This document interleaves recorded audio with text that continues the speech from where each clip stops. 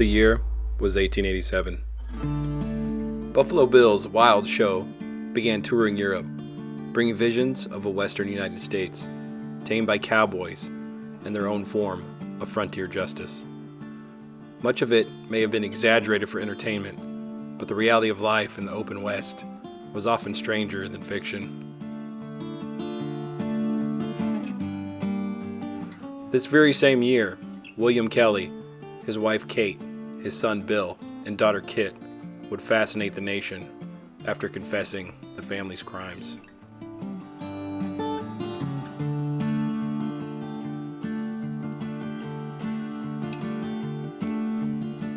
In 1869, the Kelly family moved from the mountains of Pennsylvania to the no man's land of Kansas, near the Texas border.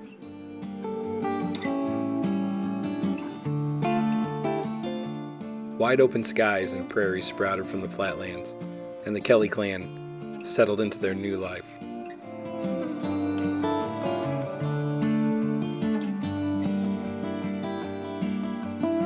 The area was mostly inhabited by cattle farmers and cowboys, moving cattle across the state to slaughter in Kansas City and Chicago. Shortly after arriving, the family would open a tavern and saloon that would house fellow cattle hands and travelers moving through the quiet area. Despite being illiterate, they were known to be hardworking, and few suspicions were cast upon the Kellys.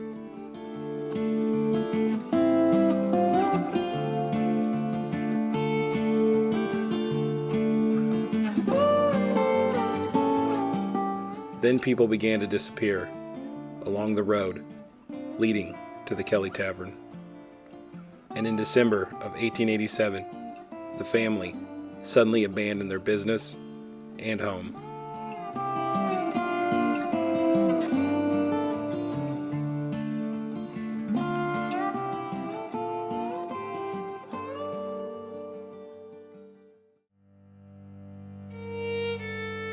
Members of the community became curious as to what happened to the family.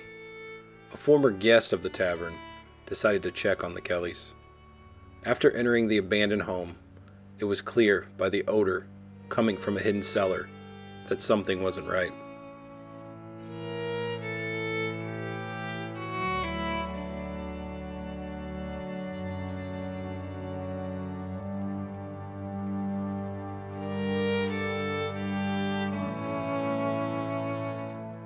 Upon further inspection, a trap door was discovered, leading to the bodies of 3 men decaying in the basement.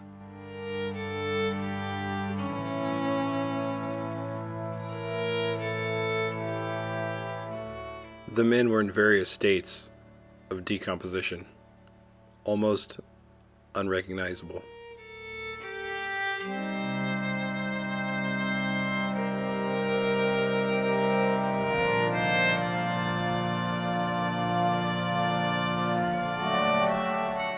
A search party was sent to investigate.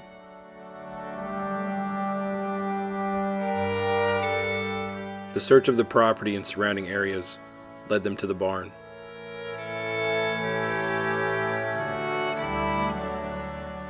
Freshly moved dirt was observed just outside the door. After some quick digging, a body was found. The skull was broken. Further digging would reveal 7 more well-decayed bodies. Then, a murder weapon was found. A weathered axe with blood and human flesh on its blade was nearby.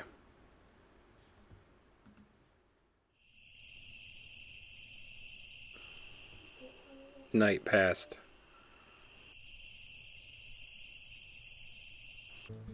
The next day, a team of 20 vigilantes and cowboys set off to track down the murderers. Word came that the family had set off to New Mexico with several horses loaded down with valuables and money.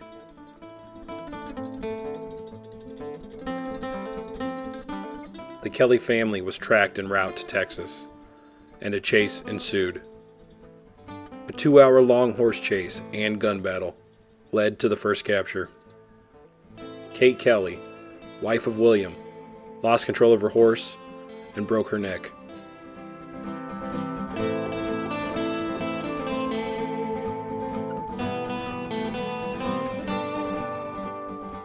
Shortly after, the vigilante group caught up with Bill, son of William, and Kit, daughter of William. They both would refuse to confess their roles in the murder, shouting, "Let them figure it out." 2 ropes were hung, and the children of William Kelly were left hanging in a tree. The final member of the family, William, was next. After catching up to him and firing 2 shots, he surrendered. William was given a chance to confess. He would deny the killings and was hung for a short time. The vigilantes dropped him from the tree before succumbing to death. Fear took over William, who would now confess. He sang like a canary, telling the group of trackers that all family members had taken part in the killings and where the money had been hidden. In all, the Kelly family killed 9 men and 2 women.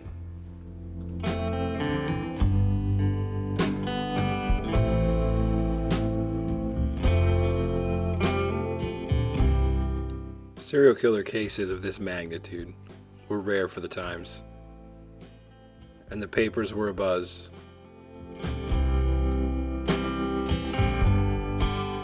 One newspaper reported, "He and all the members of his family were equally guilty." He said they had killed and robbed 9 men and 2 women. He told where the money was hidden, that had been taken, and gave up what he had on his person. He professed not to know where the murdered persons came from. He was again swung up and left to hang. On his person was found a gold watch bearing the initials TAT. Taylor was the name of one of the missing men.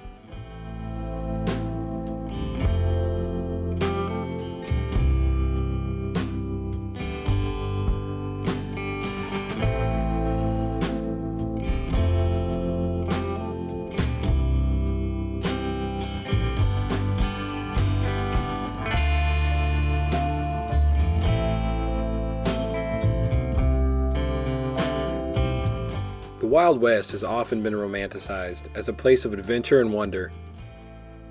Yet, the wide open space surely hid the crimes of many. What other brutal killings remained hidden in its splendor? Thanks for watching.